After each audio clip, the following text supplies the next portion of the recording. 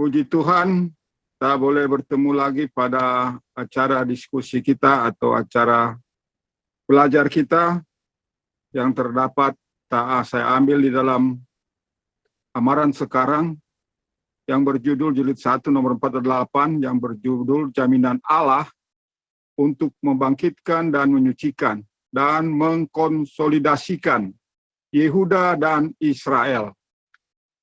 Jadi materi pelajaran ini sudah dibawakan oleh Victor Hotef pada Sabat 5 Juli tahun 1947 di Chapel Mount Carmel, Waco, Texas.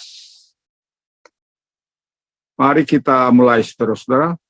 Pada sore hari ini kita akan mempelajari Yeremia pasal 31. Pasal ini berisikan jaminan ilham bagi umat Allah untuk kembali ke tanah air mereka. Saudara akan mengenali bahwa pasal ini berisikan sebuah nubuatan bagi akhir zaman. Jadi Yeremia 31 ayat 1. Pada waktu yang sama itu juga demikianlah firman Tuhan, Aku akan menjadi Allah dari semua keluarga Israel, dan mereka akan menjadi umatku. Kalimat yang berbunyi, pada waktu yang sama itu juga, membawa pikiran kita kembali kepada pasal 30, ayat 24. Di mana di situ dijelaskan bahwa waktu itu ialah akhir zaman dan masa sejarah kita. Oleh sebab itu tidak lama lagi Allah kita akan menjadi Allah dari semua keluarga Israel, yaitu Allah dari keseluruhan sidang, orang-orang suci dan orang-orang berdosa selama masa penghukuman bagi orang-orang hidup tidak akan lagi bercampur. Jadi ini suatu ramalan dan nubuatan yang menjelaskan bahwa pada waktu Yeremia 31 ayat 1 diberikan kepada Yeremia, di mana dia menulis ini adalah sambungan daripada Yeremia pasal 30. Di mana Yeremia pasal 30 ayat 24 itu menjelaskan bahwa penggenapan Yeremia pasal 30 ada terjadi di masa akhir zaman, pada hari-hari yang terakhir. Nah, dengan demikian Yeremia 31 ayat 1 di mana dikatakan pada waktu yang sama itu juga, artinya pada akhir zaman, demikianlah firman Tuhan, Aku akan menjadi Allah dari semua keluarga Israel, dan mereka akan menjadi umatku. Nah, saudara-saudara, kata-kata Israel ini seringkali dikaitkan oleh semua orang Kristen kepada Israel Badania sekarang, atau Israel yang merdeka di tahun 1948, yang sering disebut Israel Badania. Nah, kita akan melihat apakah Israel yang dibicarakan di sini adalah Israel Badania, Israel yang merdeka tahun 1948, atau Israel yang mana? Karena Israel yang merdeka tahun 1948 juga ada pada posisi akhir zaman. Nah, kita akan lihat lewat pembahasan ayat-ayat berikut. Yeremia 31 ayat 2. Demikianlah firman Tuhan, orang-orang yang luput dari pedang menemukan kemurahan di padang belantara. Sekalipun Israel pada waktu aku membuatnya istirahat. Sekalipun Israel pada waktu aku membuatnya istirahat. Orang-orang yang luput dari tawanan mereka akan menemukan kemurahan di negeri-negeri bangsa-bangsa kafir, di padang belantara, jauh dari kebun anggur.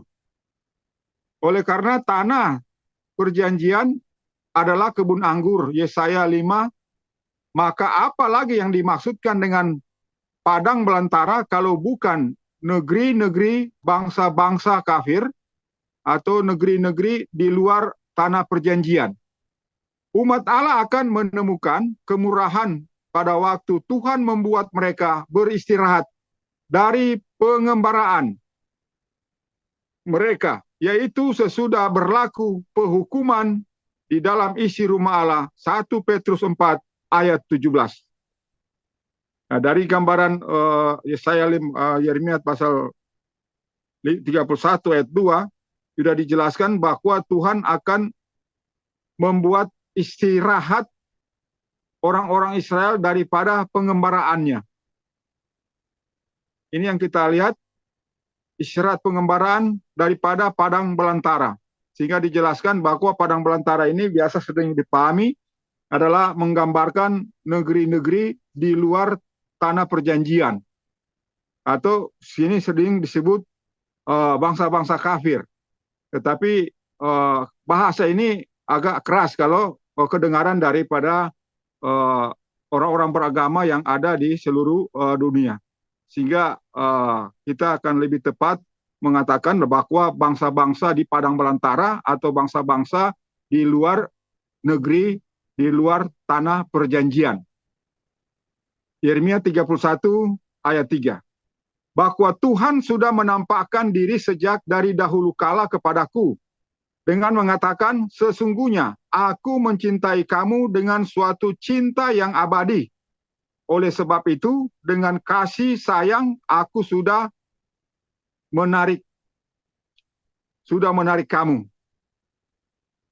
Pada masa kegenapan nubuatan ini, orang banyak itu akan menyadari bahwa Tuhan betul-betul mencintai mereka dan bahwa Ia menarik mereka kepada dirinya sendiri dengan kasih sayang. Jadi setelah hukuman yang didapat oleh nenek moyang kita semenjak pengembaraan yang pertama, pengembaraan yang kedua dan ketiga tahun 70 ke negeri bangsa-bangsa kafir, maka di sini dijelaskan bahwa kita berada pada posisi daripada masa mendekatnya kita dibawa ke dalam negeri perjanjian.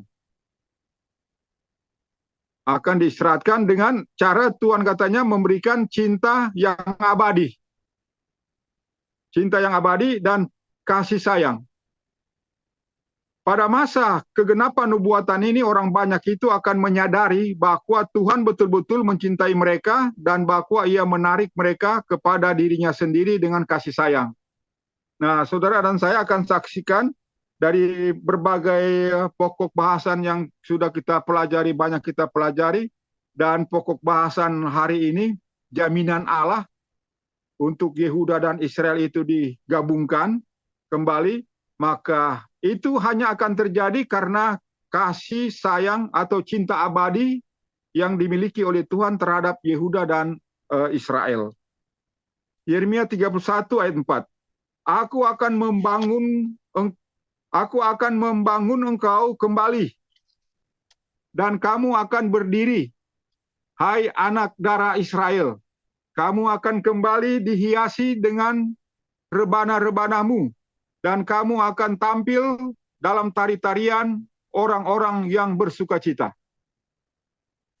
Tuhan memberi jaminan kepada umatnya bahwa walaupun bangsa-bangsa kafir telah memporak-porandakan kerajaan mereka, Ia akan mengembalikan kepada mereka dan mereka akan kembali menjadi suatu bangsa yang mulia dan bersukaria.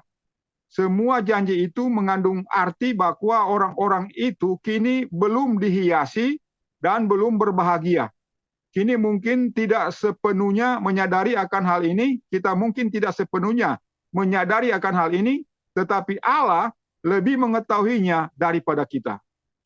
Inilah jaminan pertama yang diberikan Tuhan melalui Yeremia pada ayat 4, bahwa Tuhan memberi jaminan bahwa Tuhan akan membangunkan kembali negeri Israel dan Yehuda atau engkau. Dan kamu akan berdiri, hai anak-anak Israel. Jadi 12 suku ini. Kamu akan kembali dihiasi dengan rebana-rebana dan kamu akan tampil dalam tari-tarian orang-orang yang bersukacita. Ini jaminan Allah yang pertama bagi orang-orang Israel. Yeremia 31 ayat 5. engkau masih akan menanam anggur di atas gunung-gunung Samaria, orang-orang akan menanamkan dan akan memakannya sebagai hal yang biasa. Kebanyakan dunia mengira bahwa karena 10 suku itu kerajaan Israel telah hilang di antara segala bangsa-bangsa kafir, sehingga kerajaan mereka itu sudah hilang untuk selamanya. Namun Allah telah yang berbuat sesuai dengan kehendak hatinya, menerangkan dengan jelas bahwa orang-orang yang setia sesudah pemisahan mereka dari orang-orang yang tidak setia, mereka akan dihimpunkan lalu dibawa kembali ke gunung-gunung Samaria. Dan bahwa mereka akan menanam dan memetik hasil tanaman mereka sendiri sebagai hal yang biasa. Nah, ini saudara jaminan lagi bahwa setelah dunia tidak menemukan 10 suku lagi itu, sehingga di berbagai di berbagai sejarah dan tidak menemukan lagi, sehingga disebut 10 suku yang hilang. Jadi 10 suku ini sudah dinyatakan hilang.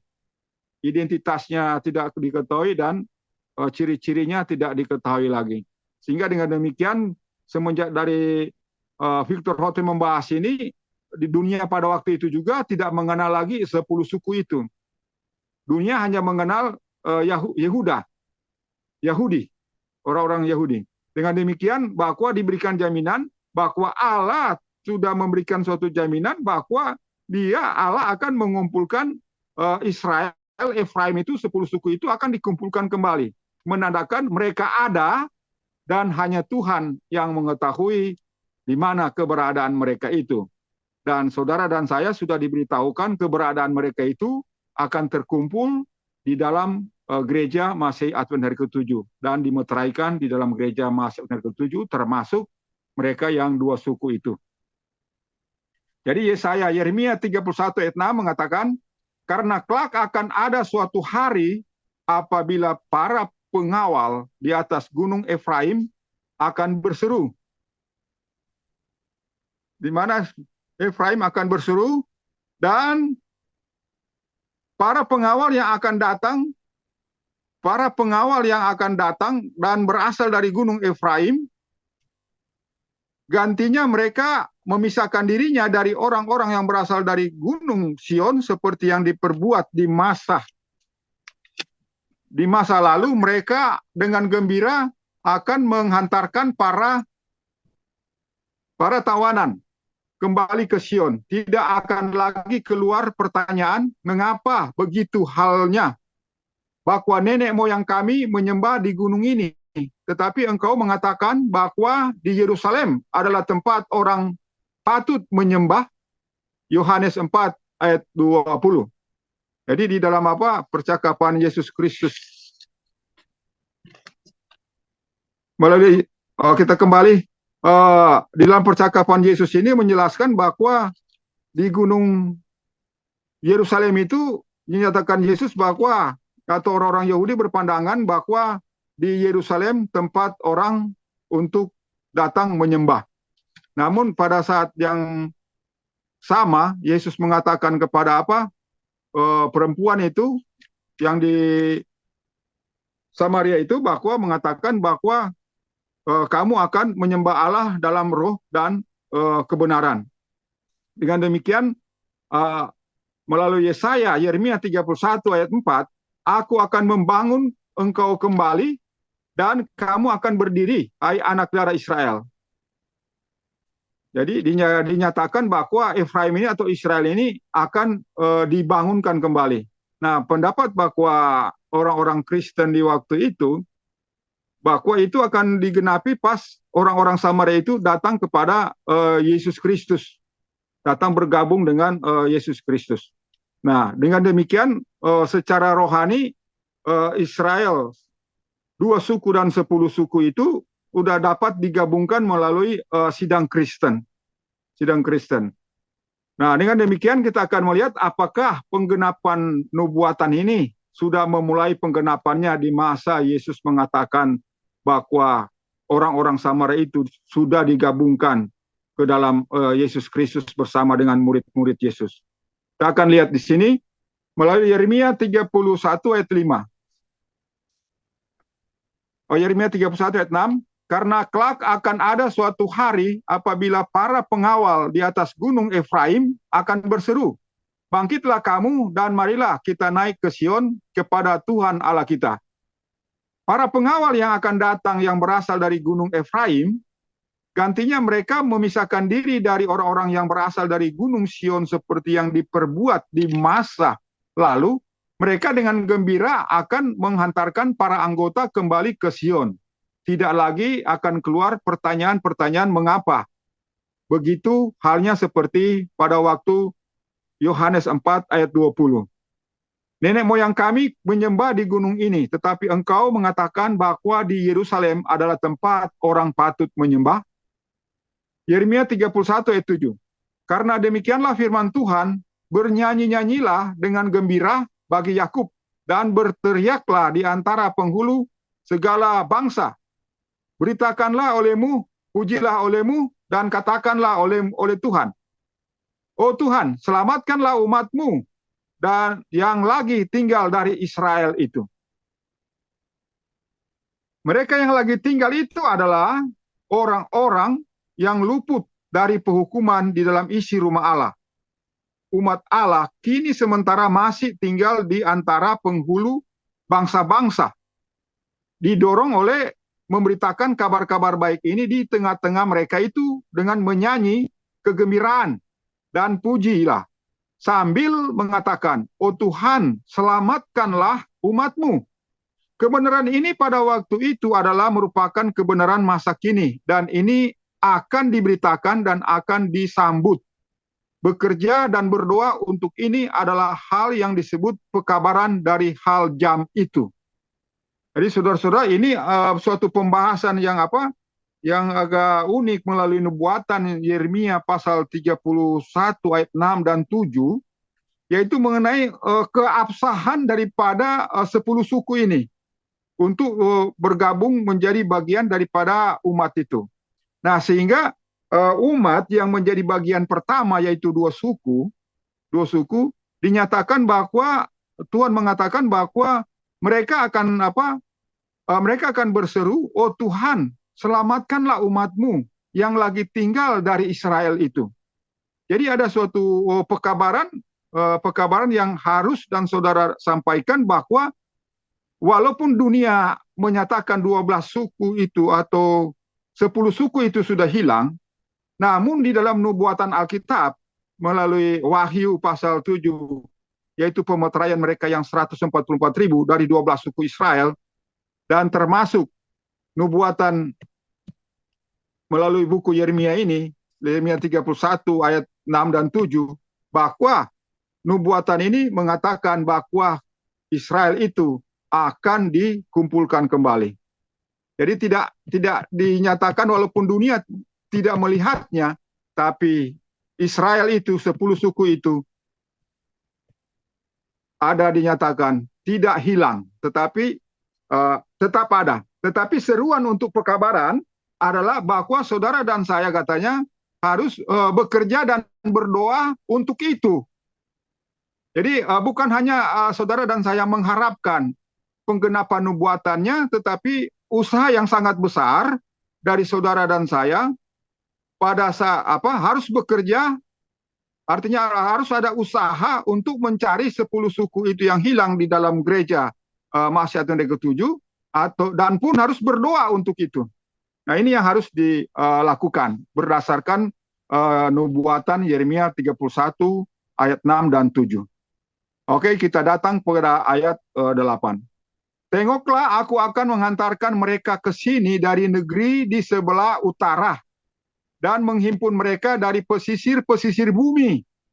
Maka bersama dengan mereka itu orang-orang buta dan orang-orang timpang, wanita dengan anaknya, dan dia yang sedang kesakitan hendak beranak bersama-sama.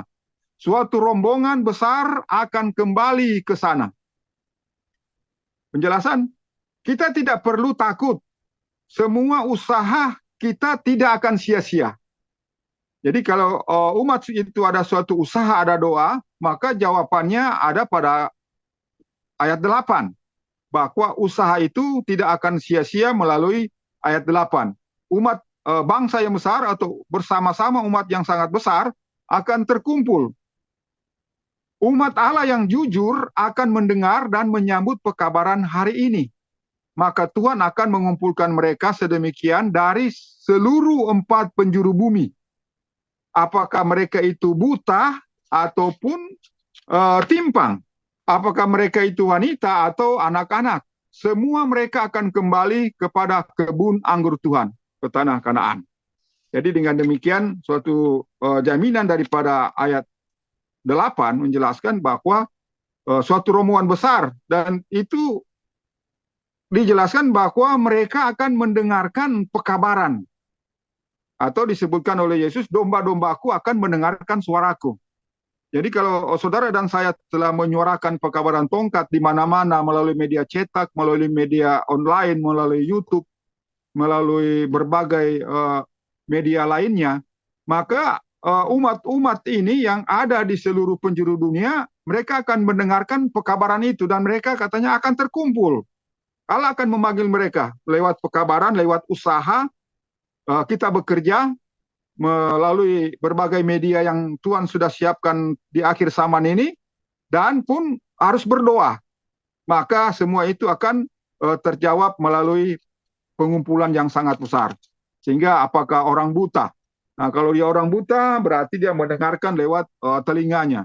Kalau orang buta ataupun tuli, mereka akan mendengar dengan bahasa isyaratnya yang Tuhan akan buat melalui pengaruh Roh Kudus yang akan memanggil mereka, akan terkumpul dan dibawa ke tanah air mereka sendiri, ke kebun anggur.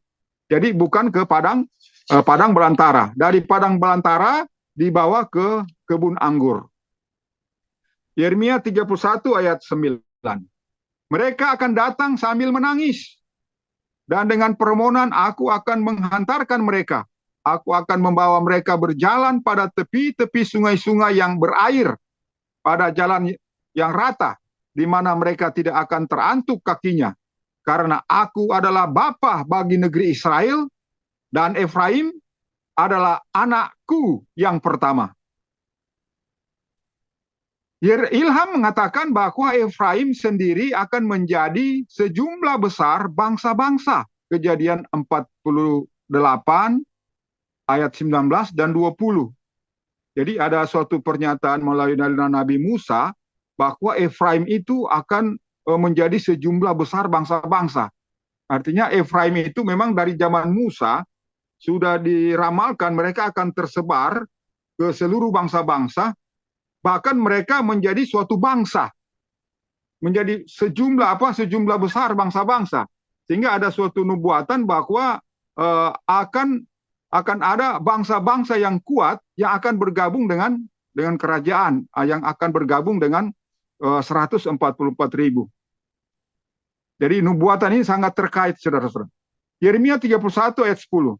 Dengarkanlah firman Tuhan, hai kamu segala bangsa, dan nyanyikanlah itu pada pulau-pulau yang jauh-jauh. Dan katakanlah bahwa ia yang telah mencerai-beraikan Israel akan menghimpunkan dia dan akan memeliharakan dia, seperti yang diperbuat seorang gembala terhadap domba-dombanya. Ya, suatu penegasan yang sangat kuat lagi bahwa firman Tuhan mengatakan bahwa dengarlah hai firman Tuhan, hai kamu segala bangsa, dan nyatakanlah itu kepada pulau-pulau yang jauh-jauh. Dan katakanlah bahwa ia atau Tuhan yang telah mencerai-beraikan Israel akan menghimpunkan dia dan akan memeliharakan dia, seperti diperbuat seperti seorang gembala mengumpulkan domba-dombanya. Allah sedang berbicara, dan siapakah yang tidak berani memasukkan firman-Nya ke dalam hatinya? Siapakah yang berani bersikap acuh tak acuh saja sambil berdiam diri? Supaya segala bangsa itu dapat mampu mengatakan, ia yang telah mencerai-beraikan Israel hendak menghimpunkan dia dan hendak memeliharakan dia. Nah, saudara, maksudnya daripada penegasan penjelasan motif ini bahwa siapakah yang berani acu tak acu dan siapakah yang berani berdiam diri, karena mayoritas dunia Kristen menganggap bahwa nubuatan ini sudah tidak akan digenapi lagi. Dan bahwa nubuatan-nubuatan ini mereka baca, mereka tahu, tetapi tidak akan digenapi lagi. Karena mereka menganggap ini Israel Madani yang sudah ditolak dan tidak mungkin dikembalikan. Dan ada yang menginterpretasikan bahwa ini adalah secara rohani. Hanya secara rohani terkumpul di satu umat, satu di dalam Kristus. Nah, tapi nubuatan ini mengarahkan dengan jelas bahwa mereka akan dikumpulkan dan dibawa ke tanah air mereka sendiri. Nah, sehingga saudara dan saya harus kuat untuk percaya, iman yang sangat kuat untuk percaya bahwa nubuatan ini benar-benar akan jadi seperti yang dinyatakan oleh firman ini. Sehingga penjelasan daripada Victor Hotef bahwa Allah sedang berbicara dan siapakah yang tidak berani memasukkan firman ini ke dalam hatinya. Jadi bagi saudara dan saya yang sudah percaya, ini tinggal kita kuatkan dan iman kita dan masyurkan bahwa ayat-ayat ini akan digenapi. Nah, saya banyak diskusi dengan teman-teman Kristen luar, dengan sesama Kristen Advent. Nah, mereka tidak ada perhatian lagi dengan ayat-ayat tentang Israel ini yang didirikan. Mereka menganggap bahwa Israel yang merdeka tahun 1948 itulah penggenapan nubuatan ini. Tapi mereka tidak mau mendalami lagi bagaimana nubuatan ini dengan begitu jelas yang menjelaskan bahwa yang dimaksudkan dengan Israel di sini adalah bukan Israel yang merdeka pada tahun 1948, tapi benar-benar adalah Israel yang Tuhan akan bentuk sendiri, yang akan dikumpulkan dari segala bangsa. Dan sesuai dengan Alkitab adalah merujuk kepada mereka yang 144.000 di dalam Wahyu pasal 7 dan 14. Karena Israel yang merdeka pada tahun 1948 ini tidak memahami Wahyu pasal 7 dan Wahyu pasal 14. Mereka di luar garis pemahaman itu. Dengan demikian maka dijelaskan sini bahwa ia yang telah mencerai-beraikan Israel hendak menghimpunkan dia dan hendak memeliharakan dia. Maka mereka harus merupakan bangsa-bangsa yang percaya, yaitu bangsa-bangsa yang memahami nubuatan-nubuatan dan janji-janji ini. Jadi bagaimana bangsa-bangsa ini bisa paham nubuatan-nubuatan ini, bisa paham adalah karena melalui penjelasan-penjelasan daripada pekabaran tongkat gembala. Dan satu-satunya di dunia ini hanya tongkat gembala yang berbicara masalah pembahasan nubuatan tentang 144.000 akan dikumpulkan ke tanah air mereka sendiri. Atau orang-orang Israel dan orang-orang Yehuda Tuhan akan kumpulkan. Hanya di dalam pembahasan tongkat gembala atau amaran sekarang.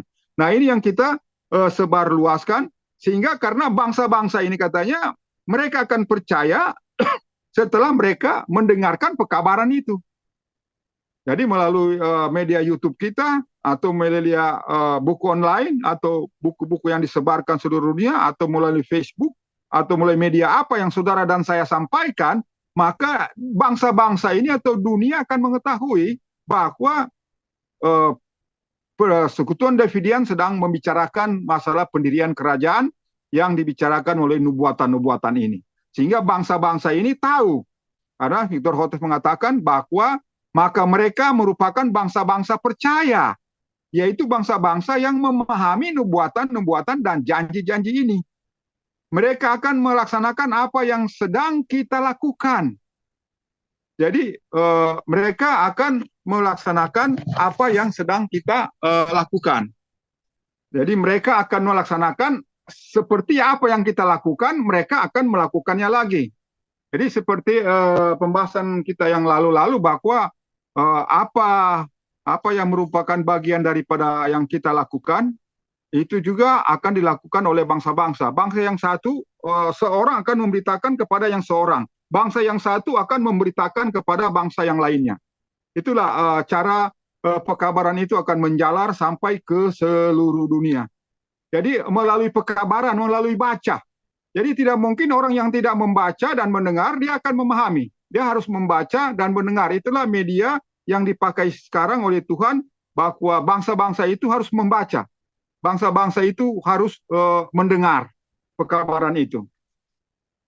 Dengan demikian, tetapi karena belum ada satu bangsa pun yang melakukan ini pada waktu sekarang ini, dan karena hanya kitalah orang-orang yang terlibat dengan pekerjaan ini, maka kebenaran menjadi nyata bahwa pekabaran kita ialah untuk membangunkan bangsa-bangsa kepada kenyataan bahwa kita keturunan-keturunan yang terakhir dari keturunan-keturunan terakhir dari 12 suku bangsa Israel itu adalah dipanggil untuk menyatakan kebenaran ini bukan hanya kepada semua saudara kita, melainkan juga kepada segala bangsa.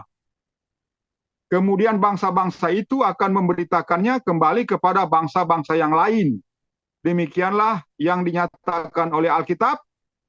Mereka akan memberitakan bahwa umat Allah akan dihimpunkan dan juga akan dipelihara. Oleh sebab itu, kita tidak boleh gagal dalam kepercayaan kita. Kita harus membuktikan bahwa panggilan kita adalah pantas, adalah sah, adalah resmi. Panggilan kita adalah sangat resmi dari Allah, dari Alkitab, secara Alkitabiah. Inilah, karena katanya bahwa sampai sekarang bangsa-bangsa itu belum ada yang menggabungkan diri dengan kita, maka hal ini masih ada di tangan kita, masih ada di tangan saudara dan saya. Untuk hal ini kita sampaikan terus, sampai pada akhirnya bangsa-bangsa akan mengenal pekabaran ini. Seperti halnya pada waktu Daniel berkata kepada Kores bahwa namamu sudah dicatat oleh apa? Oleh nubuatan untuk membangun Ka'bah. Nah, itu Daniel menyampaikannya, bukan Kores langsung bisa membaca Alkitab daripada bangsa Yahudi, tetapi Daniel menyampaikan kepada Kores. Sehingga Kores itu percaya dan dia melakukan suatu tindakan. Nah, demikian juga bangsa-bangsa sekarang. Saudara dan saya harus menyampaikan hal itu kepada bangsa-bangsa. Sehingga ada pokok bahasan bahwa pekabaran kita ada dua, pekabaran Elia dan pekabaran Yunus. Nah, itu kita akan bahas nanti bahwa ada dua pekabaran itu. Pekabaran Yunus adalah ke Nineveh, ke Assyria, dan pekabaran Elia adalah kepada Sidang. Itu sudah berlaku sama-sama sekarang ini. Jadi bukan pekabaran kepada bangsa-bangsa itu bukan nanti disampaikan pada saat seruan keras, tetapi sudah memulai dari sekarang. Sudah memulai dari sekarang bahwa pekabaran itu harus disampaikan kepada Nineveh, pada Assyria, dan pekabaran itu disampaikan kepada Sidang. Yeremia 31 ayat 11. Karena Tuhan sudah menebus Israel, Yakub, dan sudah melepaskan dia dari tangan orang yang lebih kuat daripadanya. Kita adalah tidak mampu untuk menebus diri kita sendiri. Kita tidak mampu dengan kekuatan sendiri untuk kembali ke tanah air kita. Allah akan menyelesaikan semua itu bagi kita. Oleh sebab itu, kita wajib berterima kasih bahwa kemerdekaan dan penebusan kita tidak bergantung pada diri kita sendiri. Tanggung jawab adalah pada Allah. Ia akan menebus kita dari Dia yang lebih kuat daripada kita. Jadi saudara sudah dijelaskan bahwa Yeremia 31 ayat 11 mengatakan, karena Tuhan sudah menebus Yakub dan sudah melepaskan dia dari tangan orang yang lebih kuat daripadanya. Nah, tangan orang yang lebih kuat ini adalah Esau dan Assyria. Esau dan Assyria atau Nineveh. Jadi saudara dan saya akan dilepaskan dari yang lebih kuat dari kita. Sehingga tidak mungkin saudara dan saya bisa melepaskan diri sendiri. Tuhanlah yang akan melepaskan saudara dan saya karena kita ada di dalam tali ikatan yang sangat kuat dengan Assyria. Maka Tuhan mengatakan dalam buku Yeremia bahwa Tuhan sendiri yang akan melepaskan rantai-rantai yang mengikat lehermu dari rantai ikatan Assyria. Yeremia 31 ayat 12 sampai 14. Oleh sebab itu mereka akan datang dan menyanyi di atas bukit Sion, dan mereka akan datang dan berkerumun kepada kebajikan Tuhan, karena gandum dan air anggur, dan karena minyak, dan karena domba-domba dan lembu-lembu muda. maka jiwa-jiwa mereka kelak akan jadi bagaikan taman yang disirami air. Maka mereka tidak akan lagi bersusah hati.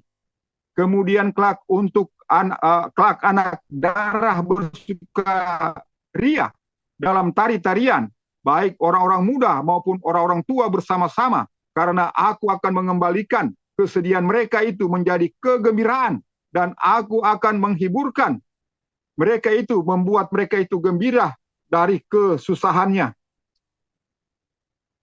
Maka aku akan memuaskan jiwa segala imam dengan kelimpahan, maka umatku akan dipuaskan dengan kebajikanku. Demikianlah firman Tuhan. Saya yakin ayat-ayat ini tidak lagi memerlukan interpretasi, karena ayat ini pun sudah sangat jelas. Jadi tidak memerlukan penjelasan, bahwa ayat ini sangat jelas, bahwa Tuhan akan mempunyai rencana yang sangat indah untuk mengumpulkan umatnya. Umatnya yang bersedia akan dibuat bahagia dan dengan penuh kegembiraan, dan mereka akan dipuaskan dengan kebajikan Tuhan. Yeremia 31 ayat 15 dan 16. Demikianlah firman Tuhan, bahwa kedengaranlah di negeri Rama bunyi suatu suara ratap dan tangis dan duka cita yang amat sangat. Rahel menangisi anak-anaknya, enggan dia dihiburkan karena anak-anaknya, sebab ketiadaan mereka itu. Demikianlah firman Tuhan. Dan matamu daripada mengeluarkan air mata, karena pekerjaanmu akan diberi pahala. Demikianlah firman Tuhan. Maka mereka akan datang kembali dari negeri musuh. Untuk memahami ayat-ayat ini, kita harus pertama-tama melihat bahwa latar belakang sejarahnya. Rahel, istri Yakub, hanya memiliki 2 anak laki-laki, yaitu Yusuf dan Benyamin. Hanya kedua anak laki-laki ini yang telah dilahirkan dalam masa bagi Yakub di tanah perjanjian. Rahel meninggal sementara melahirkan Benyamin. Maka dengan begitu ia sendiri tak mungkin menangis karena kehilangan anak-anaknya. Karena Rahel sudah meninggal duluan.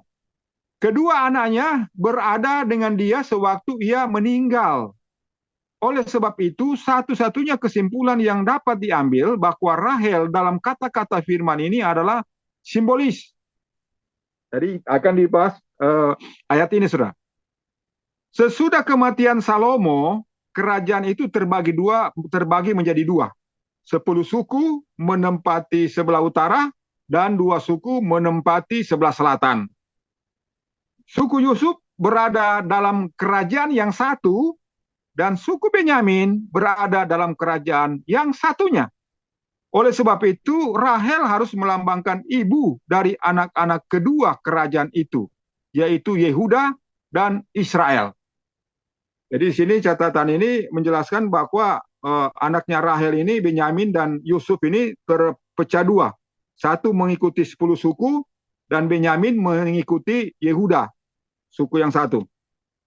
Dengan demikian, kejadian ayat 15 dan Matius ini diaplikasikan kepada pembunuhan Herodes terhadap anak-anak dalam usahanya untuk membunuh Tuhan. Matius 2 ayat 18.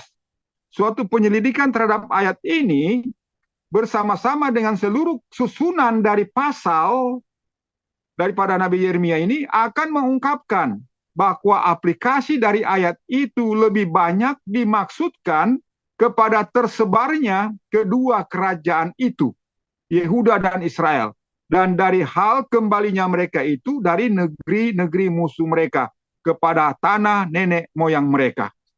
Jadi itu suatu nubuatan yang panjang, saudara, bahwa Rahel menangisi anak-anaknya, enggan ia dihiburkan karena anak-anaknya sebab ketiadaan mereka itu. Artinya mereka itu telah disebar luaskan. Dianggap mereka tiada, kedua anak ini. Sehingga Rahel menangisi anak-anaknya. Jadi ini bukan 100% teraplikasi pada pembunuhan sewaktu Matius pasal 2 ayat 18, pembunuhan anak-anak di zaman Herodes. Tapi ini adalah aplikasi yang sangat panjang daripada seluruh pasal ini, yang menjelaskan bahwa nubuatan ini menjurus kepada Rahel kehilangan anak-anaknya karena kedua anaknya ini terbelah dua, satu di suku yang satu dan satu di suku yang lain, dan mereka disebarkan ke seluruh dunia, dan mereka belum ada nubuatan digenapi untuk mereka bersatu. Nah, nanti nubuatan ini yang menjelaskan, nubuatan yang menjelaskan bahwa mereka akan disatukan. Dengan demikian bahwa mereka disebut maka mereka akan datang kembali dari negeri musuh.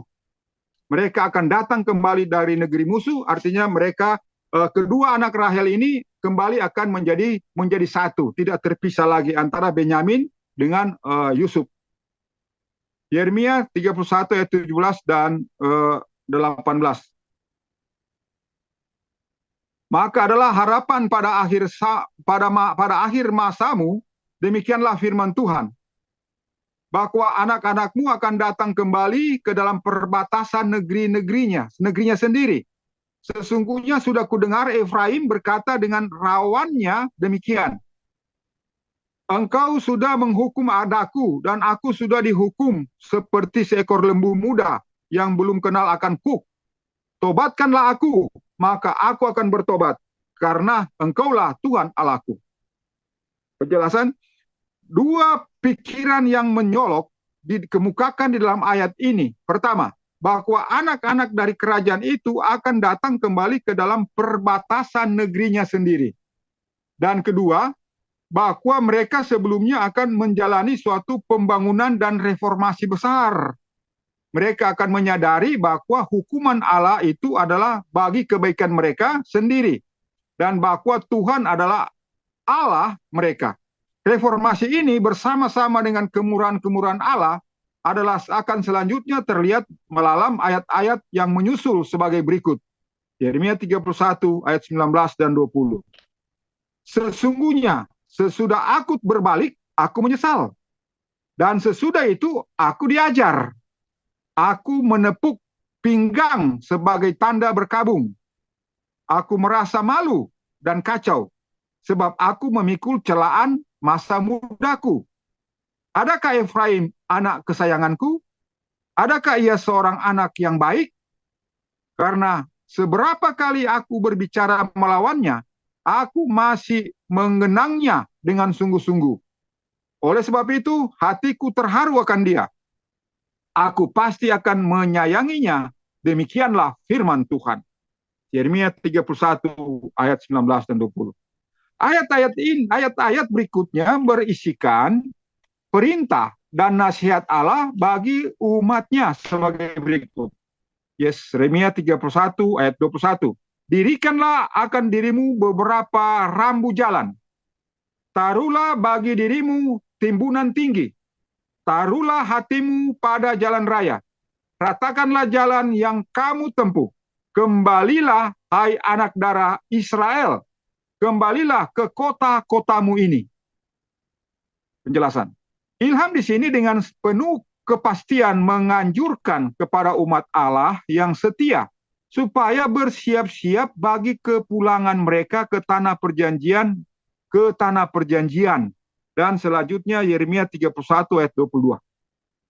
Jadi oke saudara, sebelum datang ke Yeremia 31 ayat 22, jadi melalui Yeremia 31 ayat 17 dan 18, 31, 19, 20 tentang nubuatan kepada Efraim. Nah, di sini menunjukkan bahwa Tuhan menganjurkan bahwa Tuhan akan memilih kembali Efraim ini. Tuhan akan menyayanginya kembali.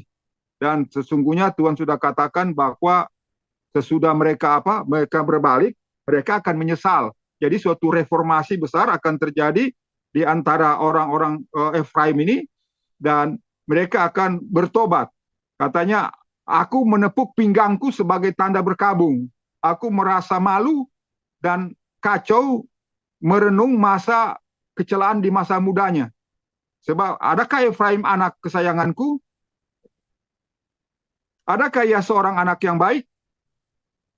Nah, karena beberapa kali aku berbicara melawannya, aku masih mengenangnya dengan sungguh-sungguh. Oleh sebab itu, hatiku terharu akan dia, dan aku pasti akan menyayanginya. Demikianlah firman Tuhan. Jadi suatu jaminan daripada Allah bahwa setelah ada suatu reformasi yang besar di antara saudara dan saya, maka Tuhan akan menyayangi kembali saudara dan saya dan akan membawa kembali ke tanah air sendiri. Jadi dengan demikian penggenapan ayat 21 akan digenapi, disebut dirikanlah akan dirimu beberapa rambu jalan, taruhlah akan dirimu beberapa timbunan tanah, taruhlah hatimu pada jalan raya, ratakanlah jalan yang kamu tempuh, kembalilah hai anak darah Israel, kembalilah ke kota-kotamu. Jadi ini harus ada suatu usaha, bahwa saudara dan saya harus ada usaha untuk kembali. Yeremia 31 ayat 22. Berapa lama lagi engkau hendak berlambatan, hai anak perempuan yang tiada taat?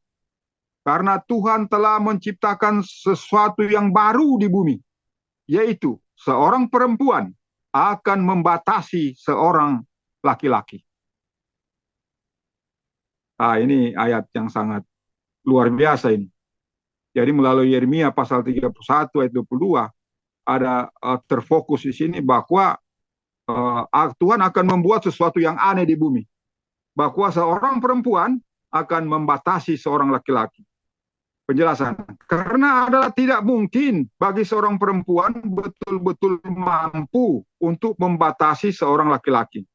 Maka orang perempuan yang dibicarakan di sini harus merupakan simbol dari sidang. Dan orang laki-laki yang dibatasi itu menurut Ilham adalah Tuhan sendiri. Oleh sebab itu sidang akan dibuat membatasi Tuhan. Dan dengan begitu ia masuk ke dalam pengalamannya yang baru dan berbahagia. Melalui ayat-ayat ini. Menyanyilah dan bersuka-sukaanlah, hai putri Sion. Karena sesungguhnya aku datang dan aku akan tinggal di tengah-tengah kamu. Demikianlah firman Tuhan. Maka banyak bangsa akan menggabungkan diri kepada Tuhan pada hari itu. Dan aku akan menjadi dan akan menjadi umatku. Maka aku akan tinggal di tengah-tengah kamu, dan kamu akan mengetahui bahwa Tuhan serwa sekalian alam telah mengutus aku kepadamu.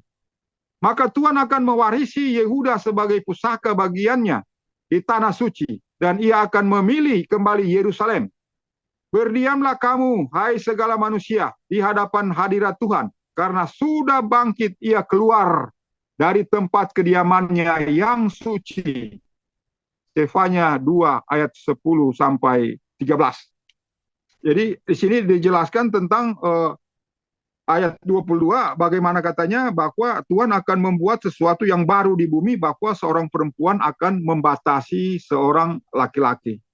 Dan ini digambarkan bahwa perempuan ini adalah sidang dan laki-laki itu adalah Tuhan kita sendiri. Nah, di mana bahwa sidang akan membatasi Tuhan itu.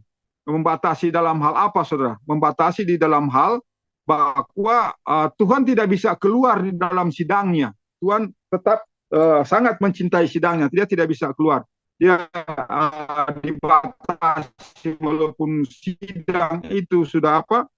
Sudah mendapat celaan di masa mudanya, Yusuf, Efraim, dan 12 suku itu, tetapi ayat 23 dan 24.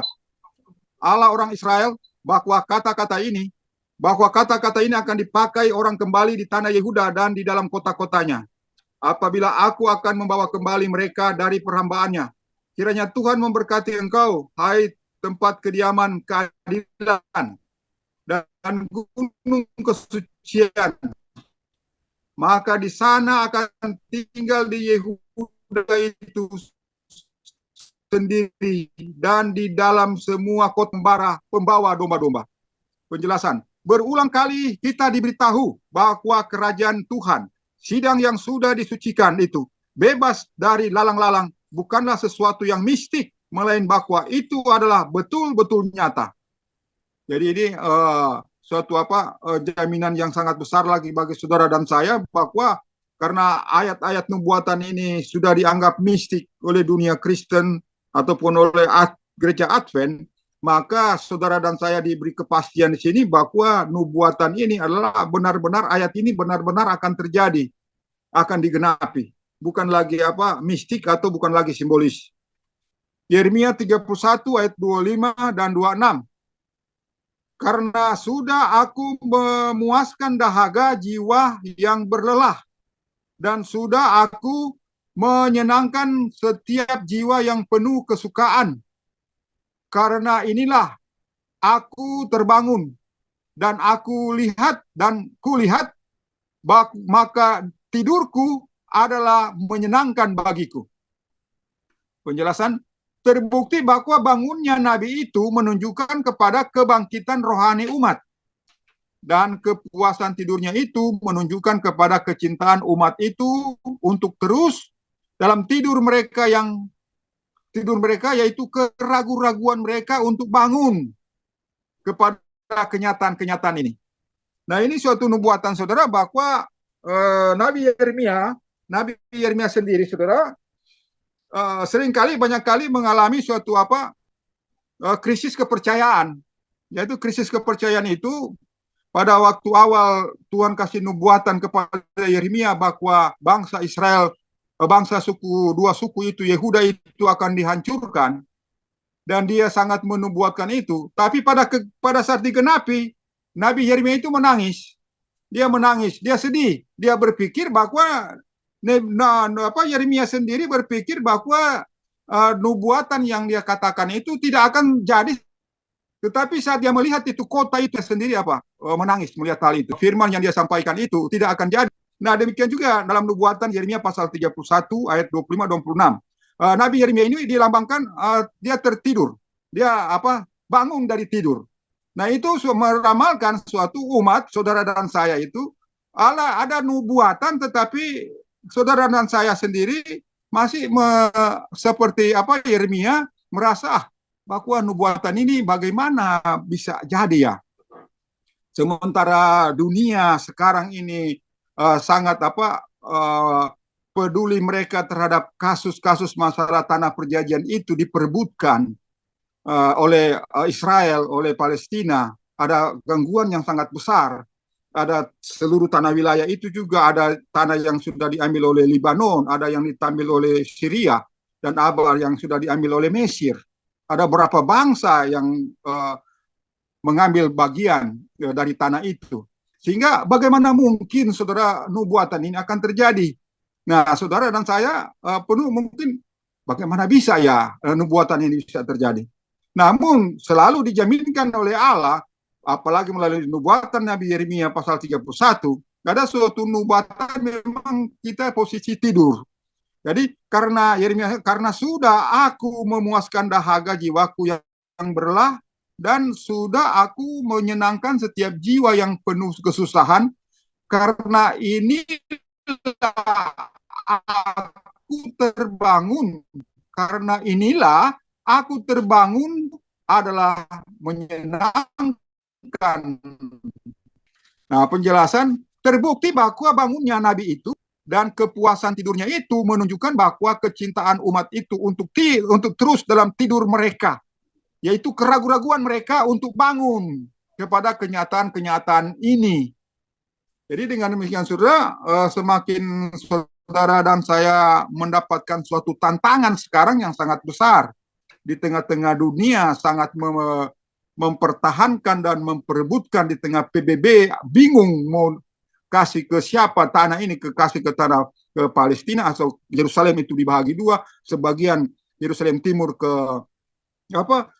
Palestina, Yerusalem Barat ke Israel, kemudian proses tanah-tanah yang lainnya termasuk Gaza, kasus Gaza sekarang.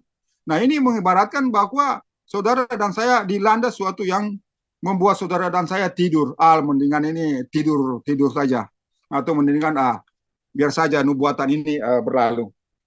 Tapi nubuatan di sini sangat jelas bahwa saudara dan saya harus bangun dari tidur, yaitu suatu keraguan-raguan mereka, dan mereka harus bangun untuk kenyataan ini. Saudara dan saya sekarang harus bertambah bangun lagi untuk menyatakan kepada dunia bahwa tanah Kanaan itu adalah milik mereka yang 144.000, 12 suku Israel yang asli. Saudara saya sering membuat status dan sering membuat konten bahwa tanah perjanjian itu bukan milik Israel sekarang. Jadi ada juga halaman-halaman atau profil-profil yang dibuat oleh orang-orang Israel, dan saya masuk dan memberikan komentar. Jadi mereka memberikan apa, foto-foto indah tentang tanah perjanjian itu, dan saya menjawab kepada mereka, membuat komen bahwa Israel itu adalah milik, tanah itu adalah milik Israel yang asli, yaitu 144.000. Dan mereka menjawab, ada yang apa, ada yang setuju, mereka setuju, mungkin Kristen Israel, dan ada yang mereka wow, kok seperti itu ya, begitu, yang tidak percaya Alkitab mungkin ya. Tapi yang percaya Alkitab, saudara, begitu kita nyatakan bahwa 144.000 itu adalah Israel asli sesuai Wahyu pasal 7, Wahyu pasal 14, mereka akan berdiri di Gunung Sion, maka itu kita harus nyatakan terus bahwa tanah perjanjian itu adalah memang milik Israel, tapi Israel yang mana? Bukan Israel yang merdeka tahun 1948, tetapi sesungguhnya adalah Israel 144.000 terdapat dalam buku Wahyu pasal 7. Nah, saudara dan saya harus bangun itu dan harus mengerti bahwa itu benar-benar harus terjadi. Jangan kita ditidurkan dengan angan-angan bahwa itu nanti di Yerusalem baru. Nah, kita ditidurkan dengan masalah itu. Oke, Yeremia 31 ayat 27. Tengoklah, hari-hari itu datang, demikianlah firman Tuhan, bahwa aku akan menaburi tempat kediaman Israel dan tempat kediaman Yehuda dengan benih manusia dan benih hewan, binatang. Yeremia 31 ayat 27. Sesudah kerajaan itu selesai didirikan di tanah perjanjian, maka ia akan bertumbuh baik dengan manusia maupun dengan hewan. Patung itu menjadi sebuah batu gunung besar dan memenuhi seluruh bumi. Daniel 2 ayat 35. Dalam masa raja-raja ini, bukan sesudah masa sejarah mereka, Allah di surga akan mendirikan sebuah kerajaan, dan kerajaan itu akan menghancur lulukan dan menghabiskan semua kerajaan ini. Daniel 2 ayat 44. Maka akan jadi kelak di akhir zaman bahwa bukit rumah Tuhan akan diperdirikan di atas puncak segala gunung dan ditinggikan di atas segala bukit. Maka segala bangsa akan mengalir datang kepadanya. Maka banyak orang akan pergi dan mengatakan, datanglah dan marilah, dan kita akan berjalan di dalam segala lorongnya. Maka dari dalam Sion akan terbit hukum dan firman Tuhan dari Yerusalem. Yesaya 2 ayat 2 dan 3. Yeremia 31 ayat 28. Maka akan jadi kelak bahwa seperti halnya aku sudah mengawasi akan mereka itu, mencabut dan merobohkan dan melemparkan dan membinasakan dan menyusahkan. Demikian juga aku akan mengawasi akan mereka itu untuk membangun dan untuk menanam. Demikianlah firman Tuhan. Yeremia 31 ayat 28. Dari kalimat-kalimat Alkitab ini kita saksikan bagaimana Tuhan akan membangun dan meningkatkan kerajaan itu dan membuatnya memenuhi bumi. Jadi melalui nubuatan Yeremia pasal 31 juga ayat 28, waktu menjelaskan bahwa dia pernah mengawasi umat-umatnya, dia pernah cabut, Tuhan pernah robohkan, Tuhan pernah lemparkan, Tuhan pernah binasakan, dan Tuhan pernah susahkan. Demikian juga Tuhan sama, bahwa sebagaimana dia pernah susahkan, pernah cerai beraikan, sekarang Tuhan berbuat hal yang sama, yaitu mengawasi mereka dan membangun dan membuat mereka dan menanam kembali mereka itu. Jadi hal yang berbalik 180 derajat yang Tuhan akan lakukan. Jadi dengan demikian kita datang ke Yeremia 31 ayat 29 dan 30. Pada masa itu mereka tidak lagi mengatakan bahwa bapak-bapak sudah memakan buah anggur yang masam dan gigi-gigi anak-anak sudah menjadi ngilu. Melainkan setiap orang akan mati karena kejahatannya sendiri, dan setiap orang makan buah anggur yang masam, giginya akan ngilu. Kerajaan kuno yang dahulu telah terpecah belah karena dosa-dosa orang-orang yang memimpin dan memerintah bangsa itu. Maka dengan begitu semua orang yang baik maupun yang jelek sama-sama menderita. Salah seorang dari orang yang baik yang menderita karena dosa-dosa orang yang jahat adalah Daniel. Jadi ini salah seorang yang baik tapi menderita akibat kesalahan-kesalahan daripada para pemimpin. Dan demikian itulah telah terjadi.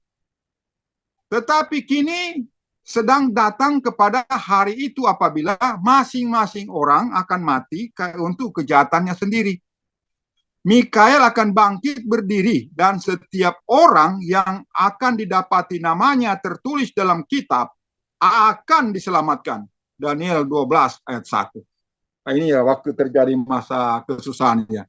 Jadi pada zaman dahulu kerajaan itu Israel itu kesalahan daripada para pemimpin, kesalahan daripada satu orang melibatkan seluruh kerajaan itu di mendapatkan hukuman. Jadi contoh kesalahan daripada Akan yang bersalah, maka bangsa itu mendapatkan suatu hukuman. Padahal Akan satu keluarga saja yang bersalah pada kasus itu. Nah, demikian juga peristiwa-peristiwa selanjutnya, ke nubuatan Yesaya dan Yeremia pada saat suatu nubuatan datang bahwa Ka'bah itu akan dihancurkan oleh Babylon, oleh Nebukadnezar. Dan ada orang baik di dalamnya, termasuk salah satunya Daniel dan Sadrak, Mesak, Abednego atau Yesaya dan Yeremia dan orang-orang lainnya. Tetapi hukuman itu datang secara bangsa. Dan akhirnya Daniel juga harus mendapatkan penderitaan, termasuk Yeremia yang pernah selalu disampaikan bahwa Yeremia yang bernubuat, dia sendiri menangis melihat betapa besarnya murka Tuhan itu sampai Ka'bah itu hancur dan mereka ditawan, lain di hukuman mati atau dibunuh. Nah, itu terjadi. Tetapi katanya nubuatan Yeremia sekarang di dalam Yeremia pasal 29 ayat 30 bahwa masing-masing orang sekarang memikul kejahatannya sendiri. Mereka yang makan anggur yang asam, giginya sendiri yang akan jadi ngilu. Tetapi pada zaman yang lalu, orang tua yang makan anggur katanya asam, anak-anaknya yang jadi ngilu giginya. Nah, itu pada zaman Nabi Yeremia, Nabi Yesaya, zaman-zaman yang lalu. Tetapi zaman sekarang berubah, bahwa masing-masing orang memikul tanggung jawabnya sendiri.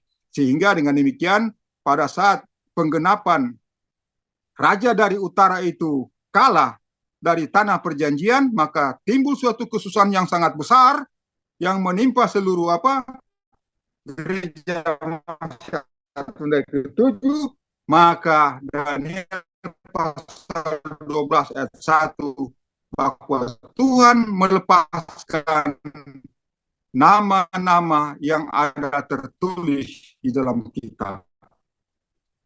Jadi orang-orang baik ini yang namanya tertulis dalam kitab yang oleh jaminan daripada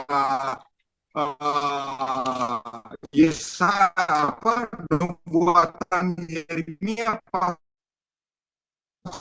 31 ini memberikan suatu jaminan bahwa kita yang percaya pada nubuatan Yeremia pasal 31 ini akan masuk pada kelas orang-orang Daniel pasal 2 ayat 1, yaitu nama-nama kita akan terdaftar karena kita lah orang yang tidak ada lain lagi, saudara, yang memegang nubuatan ini untuk digenapi. Makanya Victor Holter mengatakan bisa dilanjut? Bisa. Dari Yeremia 31 tadi. Putus di situ tadi. Yeremia 31. Di Yeremia 31 ayat 31 sampai 33. 33. Ya, Yeremia 31 31 sampai 33. Masih. Tengoklah hari-hari itu datang, demikianlah firman Tuhan, bahwa aku akan membuat suatu perjanjian yang baru dengan isi rumah Israel dan dengan isi rumah Yehuda, bukan menurut seperti perjanjian yang sudah kuperbuat dengan nenek moyang mereka, tatkala aku memegang tangan mereka, menghantarkan mereka itu keluar dari Mesir, yang mana perjanjianku itu sudah dirombaknya. Walaupun aku adalah suami bagi mereka itu, demikianlah firman Tuhan. Tetapi ini akan menjadi perjanjian yang akan kubuat dengan isi rumah Israel sesudah hari-hari itu. Demikianlah firman Tuhan. Maka aku akan memasukkan hukumku ke dalam batin mereka dan menuliskan ke dalam hati mereka. Dan aku akan menjadi Allah mereka, dan mereka akan menjadi umatku. Saudara saksikan bahwa perjanjian yang baru ini akan mulai berlaku efektif pada masa pengumpulan. Jadi saudara, perjanjian baru ini akan dimulai pada efektifnya pada masa pengumpulan. Yaitu pada masa pekabaran tongkat gembala itu disebar luaskan, didengungkan di dunia gereja Masehi tahun ke-7. Efektifnya mulai dari situ. Kemudian semua umat Allah akan mengetahui bedanya antara yang baik dan yang jahat. Demikianlah akan mereka itu ketahui apa artinya kehendak dan Tuhan. Dan dengan demikian mereka akan mampu memperlihatkan yang baik itu dan jadi kita datang pada Yeremia 31 ayat 35 dan 36. Yeremia 31, 35 dan 36. Demikianlah firman Tuhan yang mengatur aturan bulan dan bintang-bintang bagi terang dan malam hari, yang membelah Tuhan. Maka Bani Israel pun akan berhenti daripada menjadi suatu bangsa di hadapanku untuk selama-lamanya. Di sini terdapat jaminan Allah yang terpercaya melawan semua keraguan-raguan dan ketidakpercayaan. Sebagaimana orang-orang yang ragu-ragu tidak mungkin dapat merubah peraturan-peraturan dari segala langit. Demikianlah pula halnya, bahwa umat Allah pasti akan sekali lagi menjadi suatu bangsa teokrasi. Jadi saudara, lewat Yeremia 31 ayat 35 dan 36, inilah yang dimaksud dengan jaminan Allah.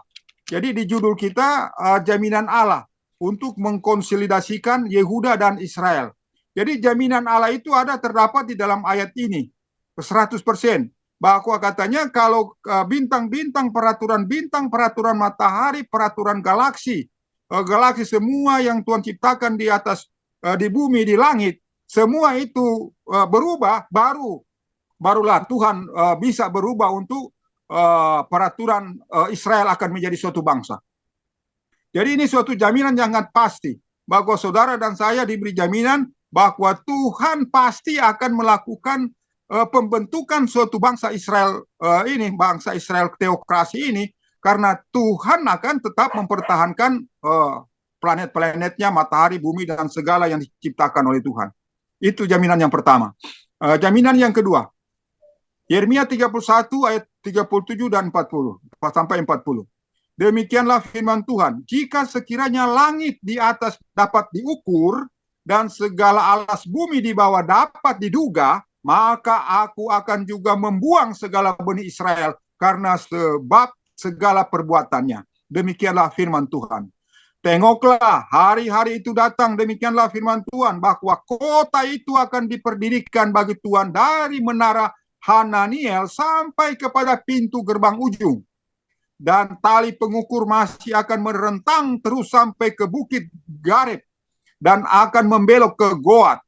Maka segenap lembah dari mayat dan dari bahu habu dan semua tanah datar sampai ke anak sungai Kidron, sampai ke sudut pintu gerbang kuda arah ke timur itu akan menjadi suatu kesucian bagi Tuhan. Ia itu tidak akan lagi dicabut atau dibongkar untuk selama-lamanya. Jadi ini jaminan yang kedua, saudara, bahwa Firman mengatakan kalau kata langit itu dapat diukur dan semua kedalaman di bawah dapat diduga, maka aku akan juga membuang benih Israel karena sebab segala perbuatannya. Ya, jamin yang kedua. Ya, kalau yang penting manusia bisa mengukur semua langit ini dan bisa mengukur alas bumi ke bawah, dapat menduganya, dapat mengukurnya. Baru katanya Tuhan akan menghapus Israel itu menjadi suatu bangsa. Jadi ada dua jaminan itu. Baik untuk bintang, matahari, langit di ayat 3 Yeremia 31 ayat 35 dan 36, Tuhan memberi jaminan bahwa matahari akan terang pada siang hari dan peraturan-peraturan bulan dan bintang bagi terang pada malam hari. Yang membelahkan laut dan ombak-ombak menderu. Tuhan seruas sekalian alam adalah namanya. Jadi Tuhan yang mengatur semua peraturan-peraturan segala langit, matahari, berbagai bintang-bintang yang bisa disaksikan oleh mata kita pada saat kita melihat malam hari, yang bisa dilihat oleh alat-alat yang Tuhan sudah berikan pada manusia untuk bisa melihat berbagai planet yang ada di seluruh alam ciptaan. Kalau kata semua itu sudah tidak berperaturan, maka berarti Tuhan akan merubah peraturannya untuk Israel tidak akan berdiri lagi. Jadi ini suatu jaminan yang sangat kuat dan sangat pasti. Tuhan memberikan jaminan bagi saudara dan saya. Selama matahari itu bergerak, selama bulan dan bintang itu bergerak, berarti jaminan Allah untuk mendirikan Israel itu masih akan berlaku lagi.